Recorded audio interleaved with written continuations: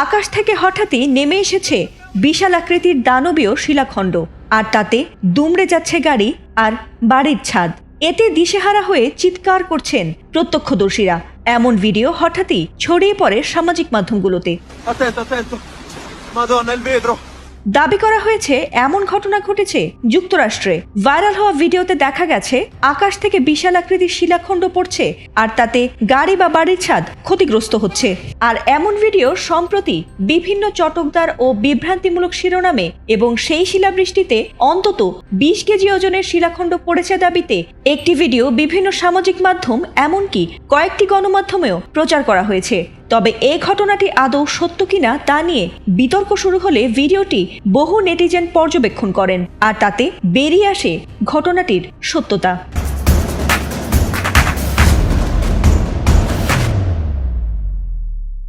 ভিডিওটিতে লক্ষ্য করলে এর বহু অসঙ্গতি নজরে আসে। যেমন দেখা গেছে একটি গাড়ির ওপর বিশাল আকৃতির একটি শিলা পড়ে সেটি মাটিতে গড়িয়ে আরেকটি গাড়ির সঙ্গে ধাক্কা খেয়ে মিলিয়ে গেছে, এবং আরেকটি শিলা গড়িয়ে একটি সাদা গাড়ির চাকায় আঘাত করে একটি বাড়ির সাদা দেয়ালের সঙ্গে হঠাৎই মিলিয়ে গেছে, যা বাস্তবে অসম্ভব। এমনকি ভিডিওটির বিষয়ে নিশ্চিত হতে এআই কন্টেন্ট শনাক্তকারী প্ল্যাটফর্মগুলোতে ভিডিওটি পরীক্ষা করে দেখা গেছে ভিডিওটি এআই দিয়ে তৈরি হওয়ার সম্ভাবনা প্রায় 100%। পরবর্তীতে লাভ ট্রেন্ডস এআই নামের একটি ইনস্টাগ্রাম অ্যাকাউন্টে আলোচিত ভিডিওটির মতো আরও দুটি সামঞ্জস্যপূর্ণ ভিডিও খুঁজে পাওয়া গেছে, যেগুলো যুক্ত করে ভাইরাল এই ভিডিওটি তৈরি করা হয়েছে। এছাড়া যুক্তরাষ্ট্রের কোনো স্থানে যদি আসলেই এত ভারী মাত্রার শিলাবৃষ্টির ঘটনা ঘটত, তবে ওই ঘটনার ভিডিও বা স্থিরচিত্র এবং ঘটনার বর্ণনা সহ বিভিন্ন আন্তর্জাতিক গণমাধ্যমে প্রচারিত হতো। তবে কোনো বিশ্বস্ত সূত্রে এই ধরনের ঘটনার কোনো উল্লেখ পাওয়া যায়নি।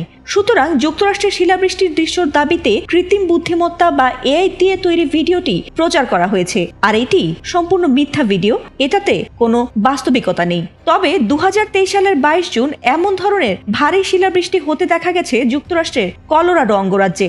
সেখানকার ডেনভার শহরে এক কনসার্টের সময় হওয়া ওই দুর্যোগে শিলার আকার আয়তন প্রায় টেবিল টেনিস বলের সমান ছিল বলে জানা গেছে, আর সেই দুর্যোগের কবলে পড়ে আহত হয়েছিলেন শতাধিক বাসিন্দা। ফাতিমা সুলতানা, এটিএন বাংলা।